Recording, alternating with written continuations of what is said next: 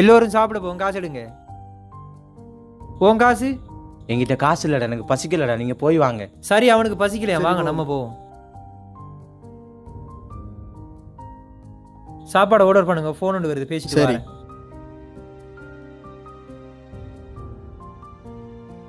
இதை வச்சுக்க, இந்த காசு அந்த விஷயம் யாருக்கும் சொல்ல வேணாம். நான் போறேன், நீ பின்னால வா.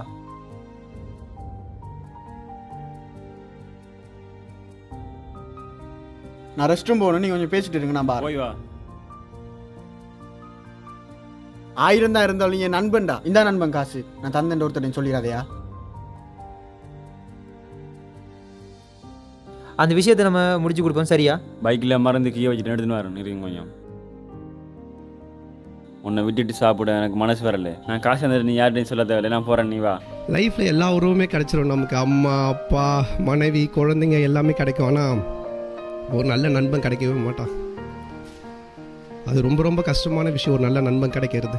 நல்ல நண்பன் வேண்டும் என்று அந்த மரணமும்